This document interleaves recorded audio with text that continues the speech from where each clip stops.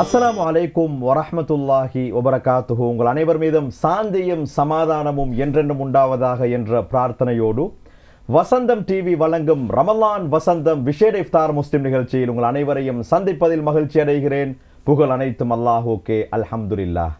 ஹிஜ்ரி 1444வது ரமலானை அடைந்து இரண்டாவது நோன்பை நோட்டவர்களாக இஃப்தாருடைய வேளையிலே வீட்டிருக்கின்றோம். அந்த வகையிலே இன்றைய நிகழ்ச்சியிலும் கூட மிக முக்கியமான ஒரு தலைப்பிலே கலந்துரையாடுவதற்கு நாங்கள் தயாராக இருக்கின்றோம். இந்த ரமலானை பலரும் பலவிதமாக வர்ணிப்பார்கள். ஷஹ்ருல் குர்ஆன், இது குர்ஆனிய மாதம் என்றும் சொல்வார்கள். அந்த வகையிலே இன்றைய நிகழ்ச்சியிலே நாங்கள் குர்ஆன் ஏற்படுத்தும் தாக்கங்கள் என்ற தலைப்பிலே கலந்துரையாடுவதற்கு தயாராக இருக்கின்றோம். இந்த நிகழ்ச்சியை நீங்கள் பார்க்கும் போதே இந்த ரமலான் மாதம் முழுவதும் நாங்கள் குர்ஆனுடையவர்களாக மாற வேண்டும். ரமலானில் பெறக்கூடிய இந்த பயிற்சிகளை ரமலான் அல்லாத காலங்களிலும் நாங்கள் செய்ய வேண்டும் என்ற நியத்தோடு இந்த நிகழ்ச்சியை பாருங்கள் என்ற தாழ்மையான வேண்டுகோளை விடுத்தவனாக நிகழ்ச்சிக்குள் செல்கின்றேன். இன்றைய நிகழ்ச்சிக்காக வேண்டி மிக முக்கியமான ஒரு ஆலிம் கலையகத்திலே இருக்கின்றார்கள்.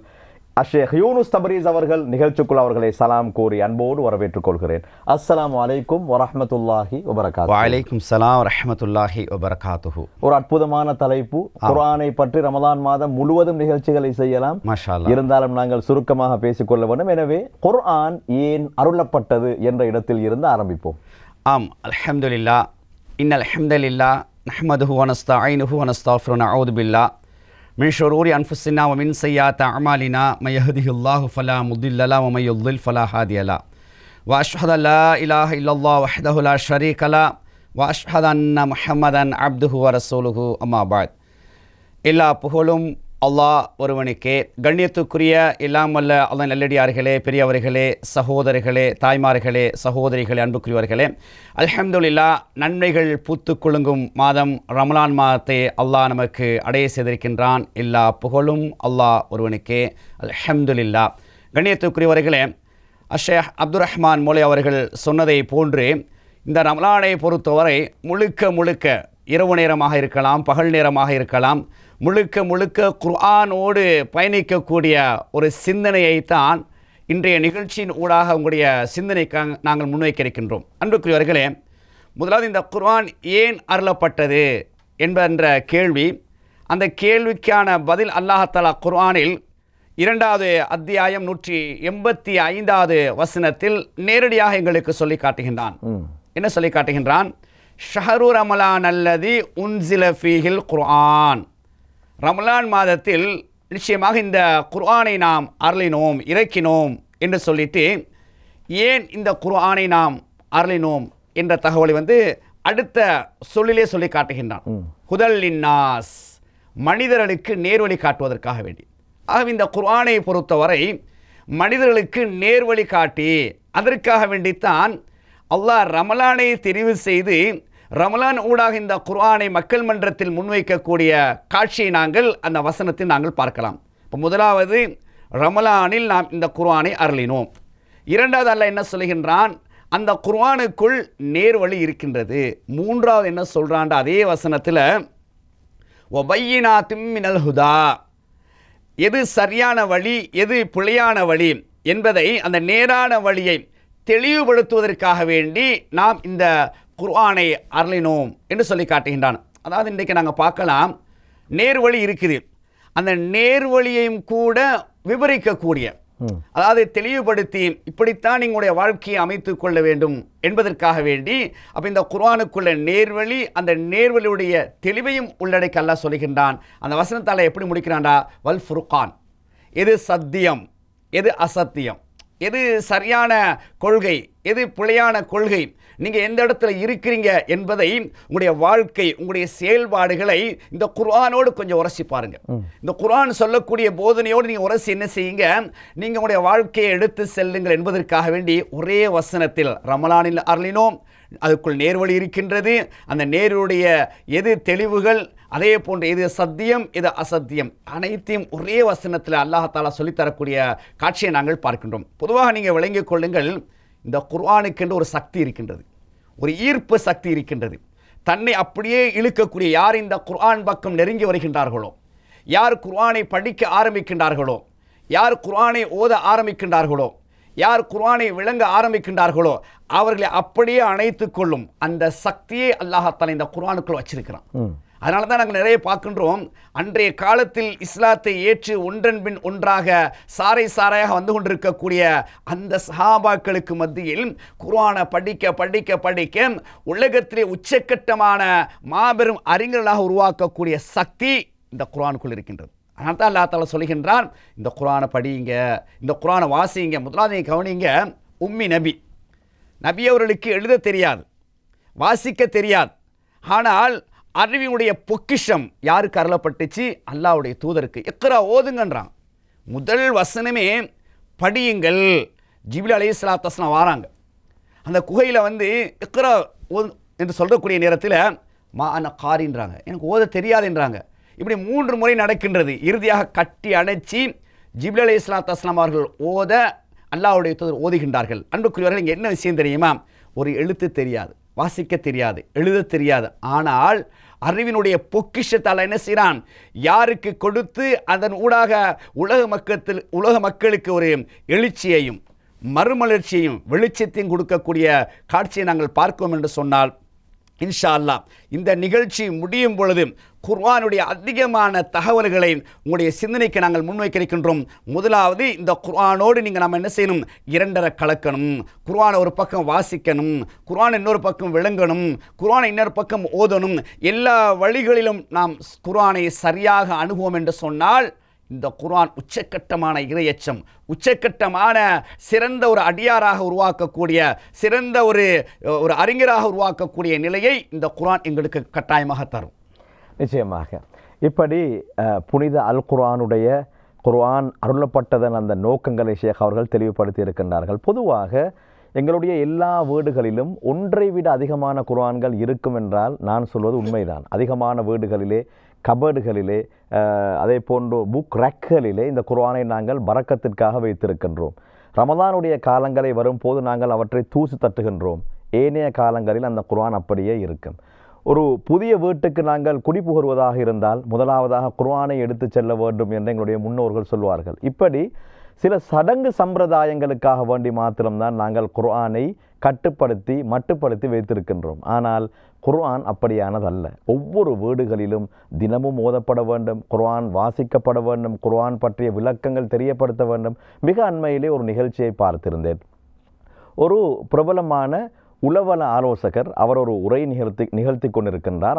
அந்த உரையிலே அவர் சொல்கின்றார், நானும் நீங்களும் வாழக்கூடிய இந்த காலகட்டத்திலே அதிகமானவர்கள் எடுத்ததற்கெல்லாம் கவுன்சிலர்ஸ்களை நாட வேண்டிய ஒரு காலத்திலே நாங்கள் வாழ்கின்றோம். அதாவது யாரிடத்திலே எதை கேட்டாலும் சொல்வார்கள், நீங்கள் சைல்ட் கவுன்சிலர் இடத்திலே செல்லுங்கள், அல்லது நீங்கள் ஃபேமிலி கவுன்சிலர் இடத்திலே செல்லுங்கள். இப்படி எங்களுடைய பிரச்சனைகள் அதிகமாக தீர்க்கப்பட வேண்டும் என்பதற்காக வேண்டி கவுன்சிலர்ஸ்களை நாட வேண்டிய ஒரு சூழ்நிலையிலே நாட வேண்டும் என்ற தேவையோடு இந்த சமூகம் பயணித்து கொண்டு இருக்கின்றது. ஆனால் ஒரு பிரபலமான கவுன்சிலர் சொல்கிறார், உங்களுக்கு எப்போதாவது மென்டல் ஸ்ட்ரெஸ் ஏற்பட்டால், மன அழுத்தம் ஏற்பட்டால் நீங்கள் குர்ஆனை கையில் எடுங்கள்.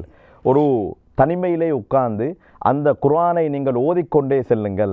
உங்களுக்கு களைப்பு ஏற்பட்டால் அந்த குர்ஆனை வாசித்து அதனுடைய பொருள்களை நீங்கள் வாசிப்பதிலே நேரத்தை செலவழியுங்கள், உங்களுக்கு மன ஆறுதல் கிடைக்கும் என்று சொல்லியிருந்தார். இப்படி உளவல ஆலோசகர்கள், அதே போன்று உலகத்திலே தோன்றிய பெரும்பாலானவர்கள், மிக அண்மையிலே இஸ்லாத்தை ஏற்றுக்கொண்டு ஒரு பிரபலமான பாடகர் சொல்லியிருக்கின்றார், நான் இந்த புனித அல் குர்ஆனை எதேர்ச்சையாக என்னுடைய கரங்களிலே எடுத்து அதனை வாசித்ததன் மூலமாக முஸ்லீமாக மாறினேன், இஸ்லாத்தை ஏற்றுக்கொண்டேன். மாற்றமாக ஒரு முஸ்லிமுடைய வாழ்க்கையை நான் பார்த்திருந்தால் ஒருபோதும் நான் முஸ்லீமாக மாறியிருக்க மாட்டேன் என்ற விடயத்தை சொல்லியிருந்தார். இப்படி குர்ஆன் பலருடைய உள்ளங்களிலும் தாக்கங்களை செலுத்திக் கொண்டே இருக்கின்றது. ரமதானுடைய மாதம் குர்ஆனுடைய மாதம், எனவே அதிகமாக குர்ஆனை ஓதக்கூடியவர்களாக நாங்கள் மாற வேண்டும். அடுத்ததாக சொல்லுங்கள் ஷேக் அவர்களே, இந்த குர்ஆன் அருளப்பட்ட கால சூழ்நிலை, இது ஒரு ஜாஹிலியா காலத்திலே தான் இந்த குர்ஆன் அருளப்பட்டது. அந்த காலத்திலே மண்டையோட்டில் மது அருந்தக்கூடியவர்கள் என்றுதான் பொதுவாக அவர்களை விவரிப்பார்கள். எனவே இந்த குர்ஆன் அருளப்பட்ட சூழ்நிலையை பற்றி நாங்கள் கொஞ்சம் பேசுவோம். ஆம் நேயர்களே, உண்மையில் ஒரு அழகான கேள்வி. ஷேக் அவர்கள் சொன்னதை போன்று இந்த குர்ஆன் அன்றைய காலத்தில் இருந்து, என்றைக்கு இந்த குர்ஆன் அருளப்பட்டதோ அன்றிலிருந்து இன்று வரை எத்தனையோ உள்ளங்களை வென்று அல்லது குர்ஆனின் பக்கம் அவர்கள் வந்து தன்னை அந்த குர்ஆனுக்கு அடிமையாக அந்த குர்ஆன் சொல்லக்கூடிய போதனைகளை ஏற்று நடக்கக்கூடிய காட்சியை நாங்கள் பார்க்கலாம். ஷேக் அவர்கள் கேட்டதை போன்று இந்த குர்ஆன் அருளப்படக்கூடிய அந்த காலம், அந்த சூழ்நிலையை நாம் எடுத்து பார்ப்போம் என்று சொன்ன ஒரு பயங்கரமான ஒரு காலம். யாரும் இவர்கள் மனிதர்களா என்ற ஆச்சரியத்தோடு பார்க்கக்கூடிய காலம். ஏனென்று சொன்னால் அவர்களுடைய அந்த வாழ்க்கையுடைய சிறு குறிப்பை நாம் பார்ப்போம் என்று சொன்னால் கொள்ளையடிப்பதும் கொலை செய்வதும் அவருடைய பிரதான தொழிலாக இருந்துச்சு. அது ஒரு பகுதி. அடுத்ததாக பெண்களுக்கு எந்த விதமான சுதந்திரமும் கிடையாது. பெண்கள் படிக்கக்கூடாது, பெண்கள் வாசிக்கக்கூடாது, பெண்களுக்கு சொத்தில் எந்த விதமான பங்கும் கிடையாது. நடமாடும் ஒரு ஜடம், போதைக்கு மட்டும், அதாவது தனது தேவைக்கு மட்டும் போகப் பொருளாக பாவிக்கக்கூடிய அப்படி ஒரு ஜாகிலியத்தில் மௌட்டீகத்தின் உச்சக்கட்டத்தில் இருந்தார்கள். அது ஒரு பகுதி. பெண் குழந்தை பிறந்து விட்டால் தனது கையினாலே குழியை தோண்டி புதைக்கக்கூடிய அரக்கர்களாக, கல் நெஞ்சமுள்ள அரக்கர்களாக இருந்தார்கள். அப்படிப்பட்ட மக்கள் தான் இந்த குர்ஆன் இறங்கக்கூடிய காலத்தில் இருக்கிறாங்க. சின்ன சின்ன பிரச்சனைகளுக்கெல்லாம் மாறி மாறி சண்டையிட்டு பிரிந்து பிரிந்து குழுக்களாக அமைத்து பலகீனத்துக்கு மேல் பலகீனமான, அதாவது ஒரு கரடு முரடான அசிங்கமான வாழ தெரியாத வாழ்க்கையை வாழ்ந்து கொண்டிருக்கக்கூடிய கட்டத்தில் தான் குர்ஆன் சிறுக சிறுக சிறுக இறங்குது. ஒன்றன் பின் ஒன்றாக ஓதி காட்டுகின்றார்கள் அல்லாஹ்வுடைய தூதர் அவர்கள். இதை கேட்கும் பொழுதே அது ஆச்சரியத்தோடு ஆச்சரியமான குர்ஆனாக இருக்கின்றது, அதிசயமான வசனங்களாக இருக்கின்றது, நல்ல போதனையாக இருக்கின்றது என்று சொல்லி ஒன்றன் பின் ஒன்றாக இஸ்லாத்துக்குள் வருகின்றார்கள். அந்த மக்களை இந்த குர்ஆன் என்ன செஞ்சிச்சு தெரியுமா? உலகம் போற்றும் உத்தமர்களாக மாற்றுச்சு, நாடாளும் மன்னர்களாக இந்த குர்ஆன் மாற்றுச்சு. அதனால் ஆரம்பத்தில் சொன்னேன், இந்த குர்ஆனுக்கு ஒரு ஈர்ப்பு சக்தி இருக்குது, அபார சக்தி இருக்குது. யார் குர்ஆன் பக்கம் நெருங்குகின்றார்களோ, யார் குர்ஆனோடு தன்னை தொடர்பாக அமைத்துக் கொள்கின்றார்களோ, யார் குர்ஆன் சொல்லக்கூடிய போதனையை தனது வாழ்க்கையில் எடுத்து நடக்கின்றார்களோ அவர்களை உலகம் போற்றும் உத்தமர்களாக இந்த குர்ஆன் மாற்றி காட்டும். மாற்றி காட்டியது அந்த அவர்களை. கரண்டு முரண்டான வாழ்க்கை, என்னவென்று தெரியாது, வாழ்க்கை என்றால் என்னவென்று தெரியாது அவர்களை மாற்றியது என்று சொன்னால் நாம் இஸ்லாத்திலேயே பயணித்துக் கொண்டிருக்கின்றோம். நாம் மார்க்கத்திலே இருக்கக்கூடிய நாம் அந்த குர்ஆனை இன்னும் படித்து இன்னும் விளங்கி, ஒரு பக்கம் ஓதுவது, இன்னொரு பக்கம் அதை படிப்பது, விளங்குவது, வாழ்க்கை நடைமுறைப்படுத்துவது, இந்த அம்சத்தை அமைத்துக் கொள்வோம் என்று சொன்னால் நிச்சயமாக அல்லாஹ் என்ன செய்வான் தெரியுமா? உங்களை ஒரு உயர்ந்த இடத்தில் வைப்பான், ஒரு கண்ணியமான இடத்தில் வைப்பான். நாடாளும் மன்னர்களாக அன்றைக்கு ஆக்கினானா இல்லையா, அந்த அளவுக்கு எங்களுக்கு அந்தஸ்துகளையும் கண்ணியத்தையும் இந்த குர்ஆன் ஊடாக நிச்சயமாக தருவான் என்பதில் எந்த விதமான இரண்டாம் கருத்துக்கு இடமில்லை. அந்த ஆரம்ப நிகழ்வை சஹாபாக்களுக்கு அல்லாஹ் நினைவுபடுத்துகின்றான். பொதுவாக அல்லாஹ்வுடைய ஒரு சுன்னா இருக்கின்றது. அல்லாஹ்வுடைய ஒரு வழி என்னன்னு சொன்னால் பழசை நினைவுபடுத்துவான். அதனால நம்ம அடிக்கடி சொல்லுவோம், நீங்கள் பழசை மறந்துடாதீங்க. சில நேரங்களில் ஒரு ஏழையாக இருந்திருப்பீங்க, இப்போ ஒரு செல்வந்தராக இருப்பீங்க. இப்போ நீங்கள் என்ன செய்யுங்க, ஏழையை அந்த நிலையை மறந்துட்டு இப்போ வேறு நிலையில் இருப்பீங்க. உங்களை அப்படியே ஷைத்தான் என்ன செய்வான், வேறு பக்கம் கொண்டு போவான். அது எந்த துறையாக இருந்தாலும் சரி. ஆரம்பத்தில் கஷ்டமாக குடிசை வீட்டில் இருப்பீங்க, இப்போ மாளிகை வீட்டில் இருப்பீங்க, பழசை மறந்துடாதீங்க என்றால் அல்லாஹ்வுடைய தூதர் அவர்களும் அது ஒரு தனி தலைப்புண்டு பழசை அடிக்கடி நினைவுபடுத்துவார்கள். அதில் ஒன்றுதான் அல்லாஹ் தஆலா இவர்கள் இஸ்லாத்தை ஏற்றுக்கொள்வதற்கு முன்னால் வாழ்ந்த வாழ்க்கையை அந்த சஹாபாக்களுக்கு நினைவுபடுத்துகின்றான். 3வது அத்தியாயம் 103வது வசனத்தில் வஅத்தஸிமு பிஹபிலில்லாஹி ஜமீஆ, அல்லாஹ்வுடைய கயிற்றை, அதாவது குர்ஆனை நீங்கள் பலமாக பற்றி பிடித்துக் கொள்ளுங்கள், வலா தஃபர்ரகு, நீங்கள் பிரிந்து விடாதீர்கள். இங்கே அழகான ஒரு உபதேசம். அதாவது குர்ஆனை பலமாக பற்றி பிடித்துக் கொள்ளுங்கள் அப்படின்னு சொன்னால், இப்போ ஷேக் அவர்கள் சொன்னார்கள், ஒவ்வொரு வீட்டுகள்லையும் கபட்டில், அலுமாரில், ரேக்கையில் என்ன செஞ்சுருப்பாங்க, குர்ஆனை அடுக்கு மேலே அடுக்கி வச்சுக்கிட்டே இருப்பாங்க. சில குறிப்பிட்ட காலங்களில் தூசி தொடச்சி ஓதுறது, அதோடு மடித்து வைக்கிறது. அப்படி அல்ல, இந்த பலமாக பற்றி பிடித்து கொண்டு சொன்னால் ஒவ்வொரு வசனங்களும் என்ன பேசுது, என்ன சொல்லுது. இந்த குர்ஆனை பொறுத்தவரை அல்லாஹ்வுடைய வார்த்தைகள், அல்லாஹ் பேசிய வார்த்தைகள். குர்ஆனை எடுக்கும் பொழுதே அல்லாஹ் பேசிய வார்த்தைகளை நான் சுமக்கின்றேன், அல்லாஹ்வுடைய அமுதங்களை நான் சுமக்கின்றேன், முத்துக்களை சுமக்கின்றேன், அதை வாசிக்கின்றேன். படைத்தவன் என்னோடு பேசுகின்றான், படைத்தவன் என்னை வாசிக்க சொல்கின்றான், படைத்தவன் எனக்கு வழிகாட்டுகின்றான், உபதேசம் செய்கின்றான் என்பதைத்தான் நீங்கள் என்ன செய்யுங்க, அதை பலமாக பற்றி பிடித்துக் கொள்ளுங்கள். அது சொல்லக்கூடிய உபதேசங்களை வாழ்க்கை நடைமுறைப்படுத்துங்க. அதே நேரத்தில் நீங்கள் பிரிஞ்சிடாதீங்க.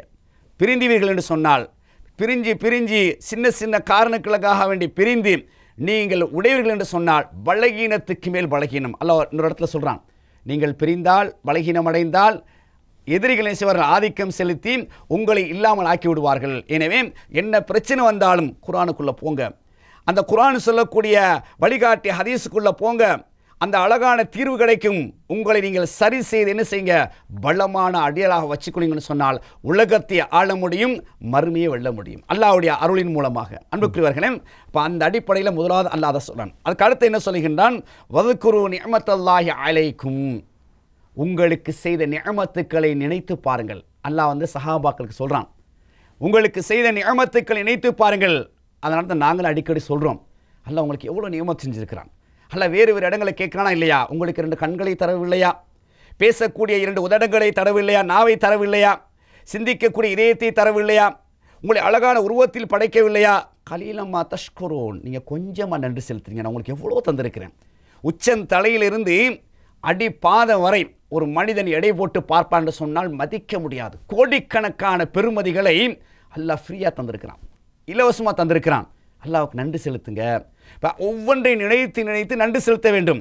அல்லாஹ் என்ன சொல்கிறான்டா, நீங்கள் ஒரு கரடு முரண்டான பயங்கரமான ஒரு ஜாகிலியத்தில் மௌட்டிகத்தில் மண்டமையும் உச்சக்கட்டத்தில் வாழ்ந்து இருந்தீர்கள் அல்லவா? அந்த நேரத்தில் அல்லாஹ் உங்களுக்கு செஞ்ச நியமத்துக்கள் என்ன செய்யுங்க, சற்று நினைத்து பாருங்கள். இது குன்தும் அஅதான், நீங்கள் ஒருவருக்கு விரோதியாக இருந்தீர்கள், எதிரியாக இருந்தீர்கள். ஆகவே அந்த எதிரித்தனத்தை விட்டு, அந்த வைராக்கியத்தை விட்டுவிட்டு நண்பர்களாக நாம் ஆக்கினோம் இல்லையா? அந்த நியமத்தை சற்று நினைத்து பாருங்கள். ஃபஅல்லஃப பைன குலூபிக்கும், உங்களுடைய உள்ளங்களுக்கு மத்தியில் நாம் என்ன செய்தோம், ஒரு இணக்கத்தை ஏற்படுத்தினோம். பிரிந்து சண்டைப்படுத்த குழப்பங்களை ஏற்படுத்தி பக்கத்தை விட்டு பிரச்சனை, சொந்த பந்தங்கள் பிரச்சனை, எல்லா பிரச்சனையும் வச்சு என்ன செஞ்சீங்க, ஒரு அசிங்கமான வாழ்க்கையை வாழ்ந்துட்டு இருந்தீங்க இல்லையா? உங்களை எல்லாம் நாம் என்ன செய்தோம், ஒன்றிணைத்தோம், உள்ளங்களை இணைத்தோம் என்று சொல்லிட்டு ஃபஅஸ்பாத்தும் பிநிஅமதி இஹ்வானா, உங்களை அல்லாஹ்வுடைய அருளின் மூலமாக, நிஅமத்தின் மூலமாக சகோதரராக ஆக்கினோம். மக்காவில் பிறந்தாங்க, யாருக்கோ பிறந்தாங்க, மதீனாவுக்கு வந்தாங்க, என்ன செஞ்சாங்க நபி அவங்க, நீங்க 2 பேரும் சகோதரர்கள். நீங்க வந்து ஒரே தாயின் வயிற்றில் பிறக்காவிட்டால் ஒரே குடும்ப அங்கத்தவர்கள். ஒரு வழியை காட்டினாங்களா இல்லையா? இதைத்தான் அல்லாஹ் நினைவுபடுத்தினான். நீங்கெல்லாம் பிரிஞ்சு உடைஞ்சு இருந்தீங்க. அல்லாஹ் அந்த உடைவையெல்லாம் சரி கட்டி அழகான உள்ளங்களை ஒன்றுபடுத்தி உங்களை சகோதரராக ஆக்கினான். அதாவது நீங்க எப்படி இருந்தீங்கடா, வக்குந்தும் அலா ஷஃபா ஹுஃப்ரத்தின் மினன் நார், நீங்க நரகத்தின் விளிம்பில் இருந்தீர்கள். அப்படி ஒரு வாழ்க்கையில் வாழ்ந்துட்டு இருந்தாங்க, ஒரு மௌட்டியத்தில் வாழ்ந்துட்டு இருந்தாங்க. விட்டா நரகம், அப்படி ஒரு நரகத்தில் நாம சும்மா நடைமுறையில் சொல்லுவோம், என்னடா நரகத்துடைய வாழ்க்கைன்னு சொல்கிறோம். ஒரு மனுஷனுக்கு கஷ்டம் வர நேரத்தில், பிரச்சனை வர நேரத்தில், நெருக்கடி வர நேரத்தில் என்னடா நரகத்துடைய வாழ்க்கை அப்படின்னு சொல்கிறான். அப்போ நம்ம பார்க்குற ஒரு கஷ்டம்ல ஒரு நரகத்தை யோசிக்கிறோம், ஒரு பிரச்சனை நரகத்துக்கு நம்ம ஒப்பிட்டு பேசுகிறோம் இல்லையா? அல்லாஹ் உண்மையிலேயே சொல்லி காட்டுறான், நீங்கள் உண்மையிலேயே வாழ்ந்தது நரகத்துடைய வாழ்க்கையை வாழ்ந்தீங்க, அந்த விளிம்பில் இருந்தீங்க, கொஞ்சம் விட்டுருந்து அப்படி போயிருப்பீங்க, அப்படியே நீங்கள் அந்த பக்கம் சரிஞ்சிருப்பீர்கள் என்று அலசி நான் நினைவுபடுத்தக்கூடிய காட்சியை பார்க்குறேன்டால், இந்த சூழ்நிலையில் தான் குர்ஆன் இறங்குச்சு.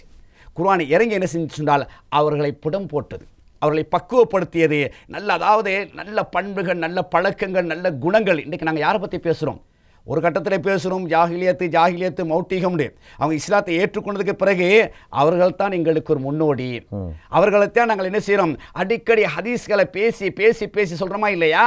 எந்த அளவுக்குண்டால் உலகத்திலே ஒரு சிறந்த சமுதாயம், உலகத்திலே ஒரு உன்னதமான சமுதாயம் என்று சொன்னால் அவர்கள் தான். அதனால தான் அல்லாஹ் தஆலா குர்ஆனில் சொல்லுகின்றான், ரலியல்லாஹு வரது அன்ஹு என்று சொல்லி காட்டுகின்றான். அவர்களை நான் புரிந்து கொண்டேன், அவங்க வாழ்ந்தாங்க ஒரு கடுமையான வாழ்க்கை, அப்படியே நான் மாற்றினேன். பிறகு அவர்கள் வாழ்ந்தார்கள் இல்லையா, அந்த மக்களை நான் புரிந்து கொண்டேன், அவர்களும் என்னை புரிந்து கொண்டார்கள் என்று சொல்லக்கூடிய ஒரு சிறந்த ஒரு உயர்ந்த நிலையை நாங்கள் பார்க்குறோம் என்று சொன்னால், அன்புக்குரியவர்களே, இந்த குர்ஆனுக்குள்ள அல்லாஹ் அப்படி ஒரு பொக்கிஷத்தை வச்சிருக்கிறான். நீங்க குர்ஆனை கொஞ்சம் படிச்சு பாருங்க, கொஞ்சம் விளங்கி பாருங்க, விளக்கங்களை தேடி பாருங்கள். உண்மையில் அல்லாஹ் தஆலா உங்களை எங்கேயோ கொண்டு போவான். என்ன குர்ஆனை வாசிக்க என்ன வரும்னு சொன்னால், இந்த அல்லாஹ்வை பற்றிய சிந்தனை நிறைய வரும். அல்லாஹ்வுடைய அந்த ஒவ்வொரு முக்கியத்துவங்களை பற்றிய அந்த விளக்கங்கள் அதிகமாக கிடைச்சிக்கிட்டே இருக்கும். இதன் ஊடாக அல்லாஹ்வை நெருங்கக்கூடிய நெருக்கமான ஒரு அடியானாக உருவாக்கக்கூடிய ஒரு நிலை உருவாகும். அந்த நேரத்தில் அல்லாஹ்வுடைய அரவணைப்பு கிடைச்சிடும். அல்லாஹ்வுடைய அரவணைப்பு மட்டும் கிடைச்சா போதும், உலகம் தேவையில்லை. அல்லாஹ் உலகத்துக்கு மேல் எங்களுக்கு வைப்பான். ஏன்னா உதாரணத்துக்கு ரசூலுல்லாஹ் நபி அவங்க சொல்கிற நேரத்தில் ஒவ்வொரு அமலுக்கும் சில நன்மைகளை சொல்லி காட்டுறாங்க. அதில் இந்த சுபுவுடைய சுன்னத் இருக்குது இல்லையா, அதை சொல்கிற நேரத்தில் சொன்னாங்க, ரக்காயத்துல் ஃபஜ்ர் ஹைரு மினத் துன்யா வமா ஃபீஹான்னாங்க. அது சுபுவுடைய சுன்னத் 2 ரக்காயத்தை யார் தொழுகின்றாரோ அவருக்கு இந்த உலகத்தில் என்னென்ன இருக்குதோ அதெல்லாம் கிடைச்ச மாதிரி தான். அப்போ ஒருவர் அந்த சிந்தனை தான் சுபுடைய சுன்னத் தொழணும். சுபுடைய சுன்னத்தை தொழுவும் முந்தி இந்த ஹதீஸை கண்ணுக்கு முன்னால் கொண்டு வரணும். இந்த உலகத்தில் என்னென்ன இருக்கோ அதெல்லாம் எனக்கு கிடைக்க போகுது, தொழுதுக்கு பிறகு மாஷா அல்லாஹ் எனக்கு கிடைச்சிருச்சு ஃபீலிங். இப்போ நான் என்ன சொல்ல வாரென்றால், அப்படித்தான் ஒவ்வொன்றும் நினைக்க வேண்டும். அந்த அடிப்படையில் நீங்கள் குர்ஆனுக்குள்ளே வந்துட்டீங்கண்டா இந்த உலகத்தை விட அல்லாஹ் தஆலா உங்களை உயர்வாக்கிடுவான்.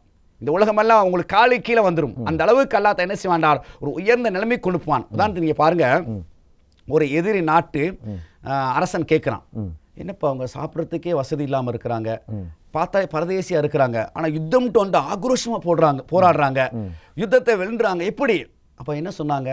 தளபதி சொல்கிறார் அவர்கள் இரவில் நின்று வணங்குகின்றார்கள், பகலில் குதிரை வீரர்களாக இருக்கின்றார்கள். படிக்கின்றோமா இல்லையா? அந்த வரலாற்றுக்கு சொந்தக்காரர்கள். அன்புக்குரியவர்களே, இந்த வணக்கங்கள் இருக்கின்ற இல்லையா, அமல்கள், இது மனிதனை இறைவனின் பக்கம் நெருக்கி வைக்கும்.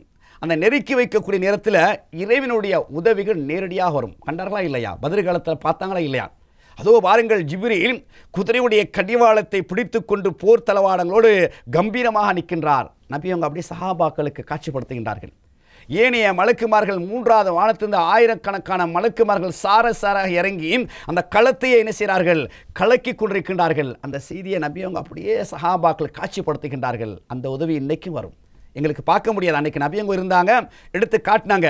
நாம் சரியாக உறுதியாக தெளிவாக மார்க்கத்தை நடைமுறைப்படுத்துவோம் என்று சொன்னால் அன்றாடம் எங்களுக்கு அல்லாஹ் தஆலா நேரடியான உதவிகளை தந்து அவன் அணைத்துக் கொள்வான். எனவே அன்புக்குரியவர்களே, அப்போ அந்த ஜாகிலித்து காலத்தில் வாழக்கூடிய மக்களை இந்த குர்ஆன் மாற்றியது என்று சொன்னால் அல்ஹம்துலில்லாஹ். ஏதோ சில மௌட்டியங்கள், சில தவறுகள், சில பாவங்களை செஞ்சுக்கிட்டு இருக்க நாங்கள் சிந்தித்து நம்மை நாம் திருத்திக் கொள்வோம் என்று சொன்னால் நிச்சயமாக உயர்ந்த ஒரு நிலைக்கு நாங்கள் போவோம்.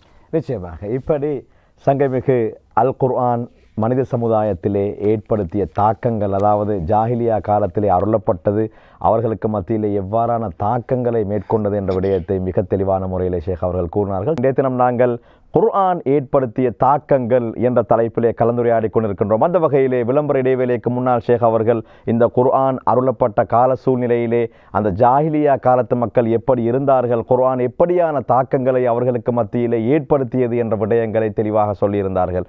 அடுத்ததாக ஷேக் அவர்களே, இந்த குர்ஆன் ஏற்படுத்திய தாக்கங்களுக்கு பின்னால் அந்த மக்கள் எப்படி மாற்றம் அடைந்தார்கள், அவர்களுக்கு எவ்வாறான மாற்றங்கள் அவர்களுடைய வாழ்க்கையிலே கிடைத்தது என்பது இன்றைய நாளுக்கான மிக முக்கியமான வினாவாக இருக்கும் என்று நினைக்கிறேன்.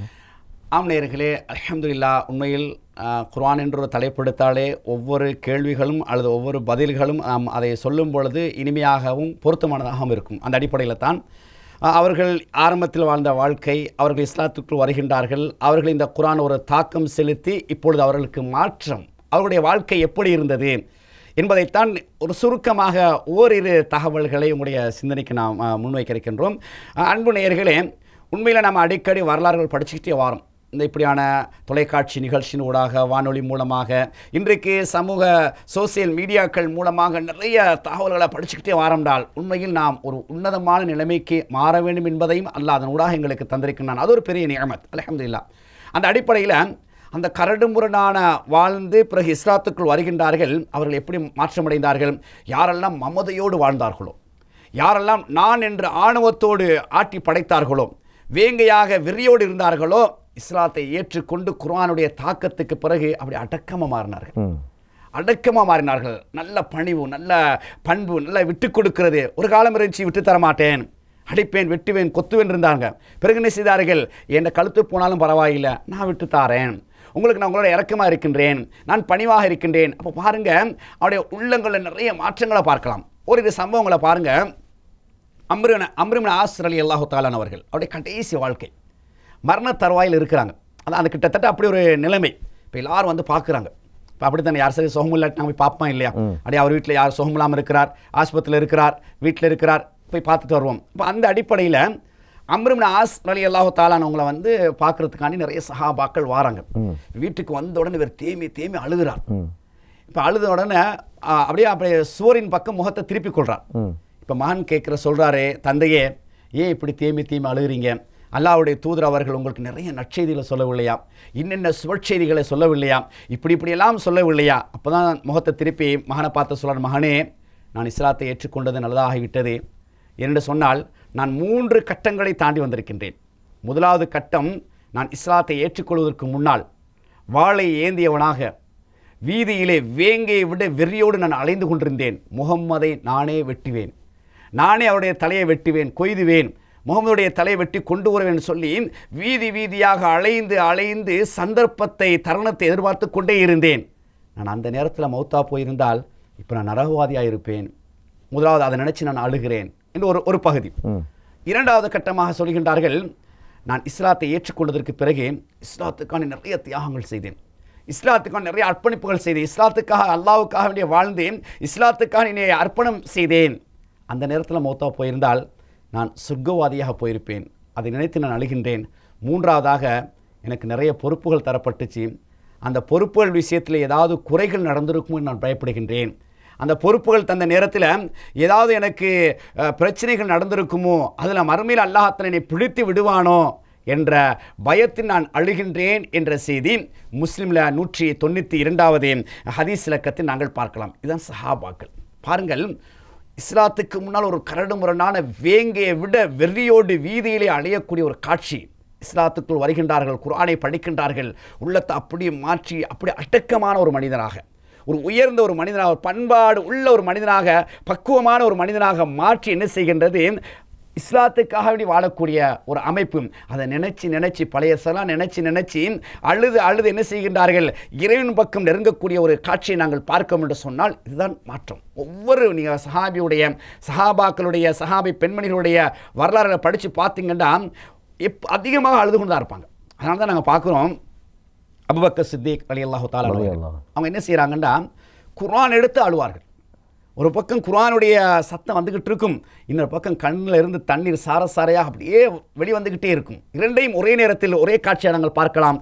ஹதீஸில் வரலாறுகள் நாங்கள் பார்க்கலாம் அந்த செய்தியை. அன்புக்குரியவர்களே, இப்போ இந்த அடிப்படையில் தான் நம்பியவங்க என்ன செய்கிறாங்கன்னா, கடைசி கட்டத்தில் அந்த மரண தருவாயில் இருக்கிறாங்க. அவங்களுக்கு பள்ளிக்கு நடந்து போக முடியாத ஒரு கட்டம். அப்போ ஆயிஷா ரலியல்லாஹு தஆலா அன்ஹா மனைவிட்ட சொல்கிறாங்க, உங்களுடைய தந்தை அபூபக்கர் அவர்களை ரலியல்லாஹு தஆலா அன்ஹு அவங்கள போய் தொலை வைக்க சொல்லுங்க அப்படின்னு சொல்லி. இப்போ ஆயிஷா ரலியல்லாஹு சொல்கிறாங்க, அல்லாஹ்வுடைய தூதர் அவர்களே முடியாது, அவங்களுக்கு முடியாது யார் ரசூலல்லாஹ், அவனுடைய உள்ளம் சாஃப்டானது, மிருதுவானது, அதாவது மிருதுவானது, அவனுடைய உள்ளத்தை தாங்க முடியாது, நீங்கள் நின்ற இடத்துல அவங்க நிற்க மாட்டாங்க. ரெண்டாவது அவங்க குர்ஆனை ஓத ஆரம்பித்து அழுதுருவாங்க யார் ரசூலல்லாஹ், கஷ்டம் என்று சொல்லக்கூடிய காட்சியை பார்க்கணுமா இல்லையா? இதுதான் சஹாபாக்கள்.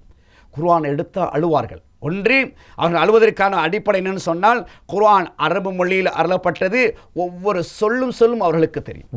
அதனால் என்ன செய்வார்கள்னா, அந்த ஒரு எழுத்து வந்தால் இதுதான் வருகின்றது, இதுதான் இந்த சொல், இந்த எழுத்து, இந்த வசனம், அப்படி அழக்கூடிய காட்சி நாங்கள் பார்க்கின்றோம். அப்போ முடிந்த அளவுக்கு நாம் என்ன செய்ய வேண்டும் என்பதையும் இந்த நிகழ்ச்சியோட நீங்கள் விளங்கிக் கொள்ளுங்கள். அன்புக்குரியவர்களே, ஒரு உபதேசமாக, ஒரு வைராக்கியமாக ஒரு உறுதியை நீங்கள் எடுத்துக்கொள்ளுங்கள்.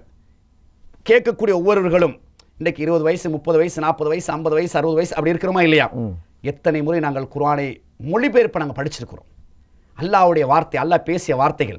இன்றைக்கு அந்த 30 ஜுஸுவையும் என் வாழ்க்கையில் ஒரு தடவை நான் படிச்சிருக்கிறேன்னா, ஒவ்வொரு மனிதன் சிந்திங்க, வாழ்க்கையில் ஒரு மாற்றத்தை கொண்டு வாருங்க.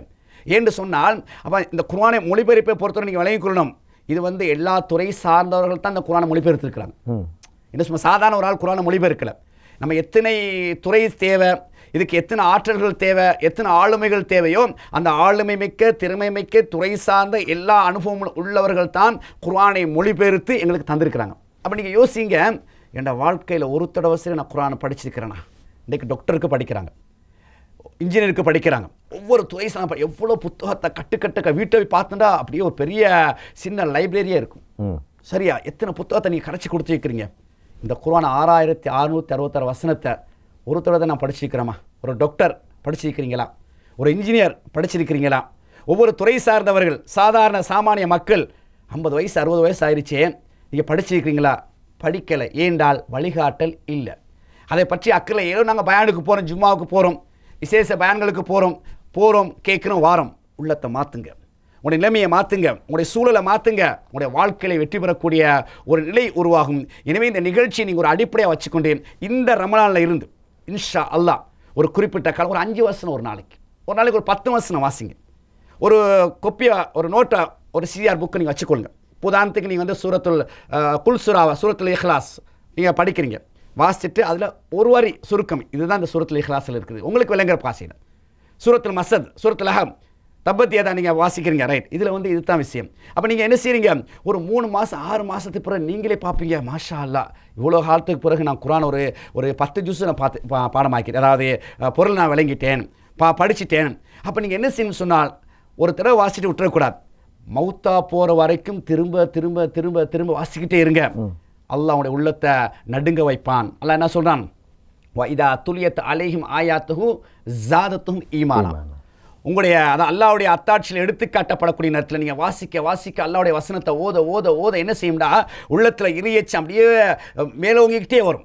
இறையச்சம் மேலோங்க மேலோங்க அல்லாஹ்வுடைய அரவணைப்பு, அல்லாஹ்வுடைய உதவி, அல்லாஹ்வுடைய அருள் வந்து கொண்டே இருக்கும். உயர்ந்த ஒரு மனிதனாக மாறக்கூடிய ஒரு நிலை உருவாகும். எனவே நீங்கள் இதை 2-3 பகுதியாக வழங்கணும். ஒன்று, வளமையாக ஓதுற மாதிரி குரானை ஒதுக்கிட்டே போகணும், அது ஒரு பகுதி.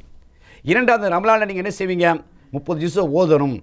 ஆண்கள் ஒரு தடவை ஓதி முடிப்பாங்க, சில நேரம் 2 தடவை ஓதி முடிப்பாங்க. பெண்கள் கூடுதலாக 1, 2, 3 போவாங்க. ரமலானோட இந்த குரானை ஓதக்கூடிய அமைப்பு நிப்பாட்டிடக்கூடாது. ரமலான் முடிஞ்சாலும் நீங்கள் ஒரு டாக்கெட் ஒன்று உங்கள்கிட்ட இருக்கணும். ஒரு 3 மாதம், ஒரு 4 மாதத்துக்கு ஒருத்தர் இந்த குரானை ஓதி முடிக்கணும். நீங்கள் தெரிவு செய்யக்கூடிய சில முக்கியமான சூறாக்கள் இருக்குது தானே. சூரத்துல் உதாரணத்துக்கு சூரத்துல் வாக்கியா, சூரத்துல் யாசின், இப்படி சில முக்கியமான சூரத்துல் கஹ்ஃப் இப்படி ஓதுவீங்க தானே. அதை நீங்கள் வளமையாக ஓதிட்டு இருக்குங்க, அது ஒரு பகுதி. அது இல்லாமல் இன்னொரு பகுதி, ஒரு நாளைக்கு ஒரு காஜூஸ். அந்த காஜூஸை நீங்கள் பிரிக்கலாம். காலையில் ஒரு 2 பேஜ், மாலையில் ஒரு 2 பேஜ். அப்போ ஒரு நாளைக்கு காஜூஸும் மீறி அப்படி வந்தீங்கன்னா ஒரு 3 மாதம் 4 மாதத்துக்கு ஒருத்தர் ஒரு குரானை ஓதி முடிக்கலாம். பாருங்கள், ஒரு அழகான ஒரு வழிகாட்டில் பாருங்கள். இதெல்லாம் வாழ்க்கை நடைமுறைப்படுத்தணும், அப்போ தான் வெற்றி அடைய முடியும். அப்போ நம்ம என்ன செய்யணும்னு சொன்னால், அப்போ ஒன்று குரானை சரளமாக ஓதுறது. இரண்டாவது, ஒரு நாளைக்கு ஒரு 5 வசனம் உங்களுக்கு ஏற்ற மாதிரி ஓய்வு கிடைக்கக்கூடிய நேரத்தில் வாசித்தை மார்க் பண்ணுங்கள். அப்போ உங்களை அறியாமல் குர்ஆனுடைய மொழிபெயர்ப்புகளை படிக்கக்கூடிய அமைப்பு உருவாகும். அதுக்கு அடுத்தது குர்ஆனுடைய விளக்கம். இன்றைக்கி தஃப்சீர் இப்னு கஸீர் மாஷா அல்லாஹ் 10 பாகம் வந்திருக்குது. 30 ஜுஸும் மொழிபெயர்க்கப்பட்டு அப்படியே கையில் இருக்குது. வாசிங்க வாசிங்க, நிறைய அறிவுகள் வளரும். அதான் ஆரம்பத்தில் சொன்னேன், குர்ஆனுக்குள்ளே வந்தால் உங்களை உச்சக்கட்டமான அறிவாளியாக மாற்றும். அப்போ இன்றைக்கி மொழிபெயர்ப்பு வந்துருச்சு தமிழில். விளங்காத கட்டங்களில் உலமாக்கள்கிட்ட மொழிமாட்ட கோல் பண்ணி இங்கனக்குள்ளே இந்த குர்ஆன் வசனம் கொஞ்சம் மொழிபெயர்ப்பு தான் எனக்கு கொஞ்சம் புரியாமல் இருக்குது, விளங்காமல் இருக்குது, கொஞ்சம் விளங்கப்படுத்துங்க. ஒரு தடவை கேட்டிங்கன்னா அந்த சாப்டரும் க்ளோஸ் உங்களுக்கு. இல்லை அன்புக்குரியவர்களே, அப்போ இந்த அடிப்பில் நீங்கள் என்ன செய்யணும்னு சொன்னால், அப்போ இந்த குர்ஆன் இந்த ரமலானில் இருந்து 3 ஒன்று குர்ஆனை ஓதுறது, சரளமாக ஓதுறது. ரமலான் முடிஞ்சாலும் திரும்ப குர்ஆனை முடிச்சுக்கிட்டே இருக்கும். இரண்டாவது, இந்த ரமலான்லேருந்து மௌத்தா போகிற வரைக்கும் மொழிபெயர்ப்பை திரும்ப திரும்ப திரும்ப படிச்சுட்டே இருக்கிறது. அதே போல் இந்த குர்ஆனுடைய விளக்கங்கள் மேலதிகமான தகவலை கேட்டுக்கொண்டே இருக்கின்றது. இப்படி நடைமுறைப்படுத்தி பாருங்கள். உங்களுடைய நிய்யத் இருக்கணும், நான் மரணிக்கக்கூடிய நேரத்தில் குர்ஆனை கையில் ஏந்தியவனாக குர்ஆனை ஓதி கொண்டிருக்கக்கூடிய நேரத்தில் என் ரூஹு போகணும். இதை நடைமுறைப்படுத்துங்க. இன்ஷா அல்லாஹ் அந்த பாக்கியத்தை அல்லாஹ் தஆலா உங்களுக்கு தருவான். இது அந்த காலத்தில் நாங்கள் சஹாபாக்குடைய வாழ்க்கையில் பார்க்குறோம். பாருங்கள், அல்லாஹ் தஆலா குர்ஆனை சொல்லி காட்டுகின்றான். அதாவது சில முக்கியமான தகவலை சொல்லி காட்டு. என்னென்ன இன்ஷா அல்லாஹ் நாங்கள் உங்களுக்கு தொடர்ந்து சில செய்திகளை எத்தி வைக்க இருக்கின்றோம். எனவே அன்புக்குரியவர்களே, நீங்கள் இந்த குர்ஆனை நீங்கள் என்ன செய்யுங்க, தாராளமாக தொடர்பாக இருந்து கொண்டிருங்க. உங்களுடைய உச்சக்கட்டமான நிலைமை கொண்டு போகும். நிச்சயமாக. இப்படி சங்கைமிகு அல் குர்ஆனை அந்த ஜாஹிலியா காலத்து மக்கள் மத்தியிலே ஏற்படுத்திய தாக்கங்கள், மாற்றங்களை பற்றி ஷேக் அவர்கள் மிக தெளிவான முறையிலே பேசியிருக்கின்றார்கள். நிகழ்ச்சியின் இறுதிக்கட்டத்திலே இருக்கின்றோம். சங்கைமிகு அல் குர்ஆன் ஏற்படுத்திய தாக்கங்கள் என்ற தலைப்பிலே நாங்கள் கலந்துரையாடி கொண்டிருக்கின்றோம். பெருவாரியான விடயங்களை ஷேக் அவர்கள் ஞாபகப்படுத்தினார்கள். குர்ஆன் அருளப்பட்ட சூழ்நிலை, அந்த ஜாஹிலியா மக்களுடைய உள்ளங்களிலே எப்படியான தாக்கங்களை குர்ஆன் ஏற்படுத்தியது, அதன் மூலமாக எப்படியான மாற்றங்களை அவர்களுடைய வாழ்க்கையிலே உணர்ந்தார்கள் என்ற விடயங்களை எல்லாம் ஷேக் அவர்கள் பேசியிருந்தார்கள். நானும் பல விடயங்களை சொல்லியிருந்தேன். அண்மை காலமாக புனித இஸ்லாத்திற்கு வருகை தரக்கூடியவர்கள், இஸ்லாத்தை ஏற்றுக்கொள்ளக்கூடியவர்கள் குர்ஆன் பற்றி சொல்லக்கூடிய விடயங்கள் ரொம்பவே ஆச்சரியமாக இருக்கின்றது. இந்த குர்ஆன் உங்களுடைய உள்ளங்களிலே இன்னும் தாக்கத்தை ஏற்படுத்தவில்லை என்றால் பிரச்சனை எம்மிடத்தில் இருக்கின்றது என்பதையும் நாங்கள் இந்த இடத்திலே மறந்துவிடக்கூடாது. சங்கைமிகு ரமலானின் 2வது நாளிலே இருக்கின்றோம். இன்னும் பெரிய ஒரு பகுதி எஞ்சி இருக்கின்றது. இந்த ரமலானின் ஒவ்வொரு நிமிடங்களையும் நாங்கள் பயனுள்ளதாக கழிக்க வேண்டும். எனவே நாங்கள் ஷேக் அவர்களை அடுத்ததாக இந்த ரமலான் மாதத்தை குர்ஆன் உடையவர்களாக நாங்கள் மாறுவதற்கு, அதாவது இந்த ரமலான் மாதத்திலே முழுமையாக அஹ்லுல் குர்ஆன் உடையவர்களாக நாங்கள் மாற வேண்டுமாக இருந்தால் எப்படி திட்டமிட்டு கொள்ள வேண்டும்? அல்ஹம்துலில்லாஹ். அன்பு நேயர்களே, உண்மையில் குர்ஆனை பற்றி நிறைய நாம் பேசிக்கொண்டு வருகின்றோம். இருந்தாலும் நேரம் குறிப்பிட்ட நேரம்தான். அந்த அடிப்படையில் இறுதி கட்டத்தில் நாம் இருந்து கொண்டிருக்கின்றோம். ஷேக் அவர்கள் கேட்டதை போன்று இந்த குர்ஆனுடைய ஒரு மாற்றமாக அல்லது குர்ஆனுடைய வாழ்க்கையாக நாம் எப்படி இந்த ரமலானை எப்படி கழிப்பது, குடும்பத்தோடு எப்படி குர்ஆனோடு பயணிப்பது என்ற அடிப்படையில் தான் அந்த கேள்வி முன்னிச்சிக்கிறாங்க. அல்லாஹ் தஆலா அவருக்கு அருள்பாலிக்க வேண்டும். கேட்டுக்கொண்டிருக்கக்கூடியவர்கள் தெளிவாக விளங்கிக் கொள்ளுங்கள். அல்ஹம்துலில்லாஹ். நாம் மீண்டும் மீண்டும் அல்லாஹ்வுக்கு நிறைய ஷுக்குர் செய்யணும், கடந்த காலங்களில் நிறைய மார்க்கத்தை படிக்கக்கூடிய இப்படியான நிகழ்ச்சிகளை கேட்கக்கூடிய சந்தர்ப்பம் இல்லை. அப்போ அல்லாஹ் எங்களுக்கு இப்படி ஒரு நிகழ்ச்சியை கேட்கக்கூடிய சந்தர்ப்பத்தை வீட்டுக்குள் வைத்து தருகிறான் என்று சொன்னால் அதிகம் நன்றி செலுத்த வேண்டும். அதில் ஒன்றுதான் இந்த குர்ஆன். நான் ஆரம்பத்தில் சொன்னதை போன்று இப்போ நம்ம என்ன செய்யணும் சொன்னால், இந்த குடும்பத்தோடு குர்ஆனை வாசிக்கக்கூடிய, குர்ஆனை விளங்கக்கூடிய ஒரு சூழ்நிலையை, ஒரு பர்னாமேஜ், ஒரு அட்டவணையை நாங்கள் போட்டுக்கொள்ளணும். அப்படி போட்டால் தான் எங்களுடைய வாழ்க்கையை வெற்றி அடைய முடியும். இப்போ நீங்கள் வாருங்க, இன்றைக்கி வீடுகளில் அதிகமான வளர்ந்து வரக்கூடிய சிறார்கள், ஆண் பிள்ளைகளாக இருக்கலாம், பெண் பிள்ளைகளாக இருக்கலாம், ஒரு குறிப்பிட்ட வயசுக்கு பிறகு பெற்றோருக்கு கட்டுப்படாத ஒரு சூழ்நிலை, வீடுகளில் பெரிய பிரச்சனை. காரணம் என்னென்னு சொன்னால், இன்றைக்கு ஃபோன் கலாச்சாரம் மாறிடுச்சு. எல்லாருடைய கையிலையும் ஃபோன் தான். தூங்குகிற நேரம் மட்டும் ஒரு குறிப்பிட்ட அதில் தூங்குகிற நேரத்தையும் குறைச்சிட்டாங்க. இறைவனை பொறுத்தவரை இரவை பற்றி பேசக்கூடிய நேரத்தில் லிபாசா, இந்த ஆடை என்று பேசுகின்றான். சுபாத்தா, இரவு ஓய்வெடுக்கக்கூடிய ஒரு ஆரோக்கியம் என்று சொல்லி காட்டுகின்றான். அந்த குர்ஆன் வசனத்துக்கு நாங்கள் மாற்றமாக நடந்து கொண்டிருக்கிறோம். அதனால தான் நாங்கள் குர்ஆனை வாசிக்கின்றோம்.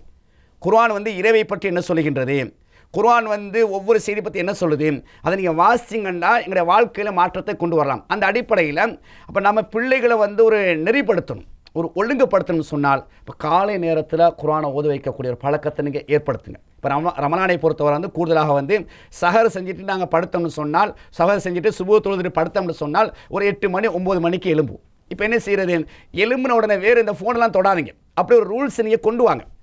ஒரு மணி நேரம் குர்ஆனை ஓதுங்கன்னு சொல்லுங்கள். குர்ஆனோட 2.5 கலங்க, ஒரு ஜுஸோ ஓதி முடிங்க. ஒரு உதாரணத்துக்கு ஒரு வழிகாட்டுங்க. ஒரு மன்னனும் குர்ஆனை ஓதுங்க. அதுக்கு பிறகு ஃபோனில் ஒரு முக்கியமான விஷயமா, தேவையான விஷயமா, அறிவு சார்ந்த விஷயங்கள், மார்க்க விஷயங்கள் பாருங்கள். நீங்களே கொடுங்க ஃபோனை கொடுக்கணும்னு நான் சொல்ல வர மாட்டேன். ஃபோனை கொடுங்க, நீங்கள் மானிட்டர் பண்ணுங்கள். நீங்கள் அவங்க என்ன பார்க்குறாங்க, எதில் போகிறாங்க என்ற வழிகாட்டல் இருக்கும் என்று சொன்னால் அந்த குடும்பம் ஒரு கழகமாக உருவாகக்கூடிய ஒரு சூழ்நிலை உருவாகும். அதே போல் இரவு நேரத்தில் மாறி பிறகு நோம்பு திறந்துட்டு கொஞ்சம் டயர்டாக இருப்பீங்க. ஒரு 10 நிமிஷம் மாறி பலம் தொழுதுட்டு ஒரு 10 நிமிஷம் 15 நிமிஷம் கழிச்சு திருப்பி இன்னொரு கொஞ்சம் நேரம் ஒரு ஜூஸ் அரை ஜூஸ் ஓதக்கூடிய ஒரு பழக்கத்தை அமைச்சுக்கொள்ளுங்க. இதுக்கு இடையில் இன்னொரு டைம் நீங்கள் எடுங்க, உங்களுக்கு பொருத்தமான டைம் எடுத்து இந்த மொழிபெயர்ப்பை நாங்கள் வாசிப்போம். ஏன்னா இந்த ரமலான்லேருந்து நம்ம ஆரம்பிப்போம்.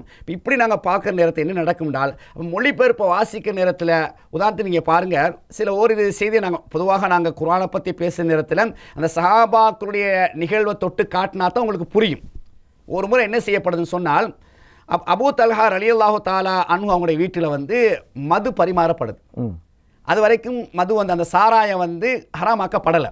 இப்போ என்ன நடக்குதுன்னு சொன்னால், பெரிய செல்வந்தர், எல்லா நிறைய சஹாபாக்கள் வீட்டில் நிறைஞ்சிருக்கிறாங்க. அனஸ் ரலியல்லாஹு தஆலா தான் என்ன செய்கிறாங்க, அதை பங்கு வைக்க போகிறாங்க. சாராயத்தை ஊற்றுறாங்க, மதுவை ஊற்றுறாங்க, அந்த மது கிண்ணத்தோடு அப்படியே பங்கு வைக்கிறாங்க. வெளியே ஒரு சத்தம் கேட்குது. கேட்குற நேரத்தில் உள்ளுக்குது, என்னப்பா சத்தம் கேட்குது, அனஸ் போய் பாருங்கன்றாங்க. ஒன்று ஒரு மனிதர் வாரார். வந்தவர் என்ன சொல்கிறாண்டா, அதாவது இது ஜா ரஜுலுன், ஒரு மனிதர் வார சொல்கிறார், ஃபகால வஹல் பலகுமுல் ஹபர், உங்களுக்கு செய்தி கிடைக்கலையான்னு கேட்குறாங்க. அப்போ இவங்க கேட்குறாங்க, ஃபகாலு வமாதாக்க, அது என்ன செய்தின்னு கேட்குறாங்க. அப்போ தான் அவர் சொல்கிறாரு, கால ஹுர்ரிமத்துல் ஹம்ருன்றார், சாராயம் ஹராமாக்கப்பட்டுருச்சு. பாருங்கள், இந்த செய்தியை கேட்ட உடனே மது கிண்ணத்தை குடிக்கிறதுக்கு ஏந்திக்கிட்டு இருக்கிறாங்க. அவங்களுக்கு தெரியாது ஹராமாக்கப்பட்ட செய்தி, அது வரைக்கும் ஹலாலாகத்தான் இருந்துச்சு. அப்படி ஏந்திட்டு இருக்கிற நேரத்தில் ஃபகாலு இஹ்ரிக் ஹாதிஹில் கிலாலய அனஸ், அனஸே இந்த பீப்பாயில், இந்த ட்ரம்மில் இருக்கக்கூடிய இந்த மது, இந்த சாராயத்தை என்ன செய்யுங்க, அப்படி ஊற்றி விடுங்கள் என்ற செய்தியை புகாரில் 4617 ஹதீஸில் இருக்கலாம். இதுதான் சஹாபாக்கள். ஒரு குர்ஆன் ஒரு வசனத்தை பேசுது, ஒரு தடையை கொண்டு வருது. இதனால தான் நாங்கள் சொல்கிறோம், வாசிங்க, படிங்க, கேளுங்க. ஏன் தெரியுமா, அதை அதாவது உதாரணத்தை சொன்னேன், இரவு நேரத்தில் நாங்கள் எவ்வளோ துஷ்பிரம் செய்கிறோம், அல்லாவுக்கு மாறு செய்யணும். யோசிச்சு பாருங்கள், அல்லாஹ் இரவுல நேரத்தோடு படுங்கன்றான், நேரத்தோடு தூங்கன்றான், நேரத்தோடு காலை எலும்புங்கன்றான். நம்ம என்ன சொல்கிறோம், அப்படி செய்ய மாட்டோம். இரவுல எல்லாம் ஷாப்பிங் தான், விடிய ஷாப்பிங் தான். இந்த ரமலானில் கடைசி 10 வந்துச்சுருந்தா எல்லா மூலையமாரும் ஹுத்துபாவில் சொல்லுவாங்க, ரேடியோவில் சொல்லுவாங்க, தொலைக்காட்சியில் சொல்லுவாங்க, கடைசி 10 இரவை வீணாக்காதீங்கண்டு சொல்கிறத நீங்கள்லாம் சொல்லுங்கள், நாங்கள் இப்படித்தான் வீணாக்குவோம். அலையிறாங்களா இல்லையா?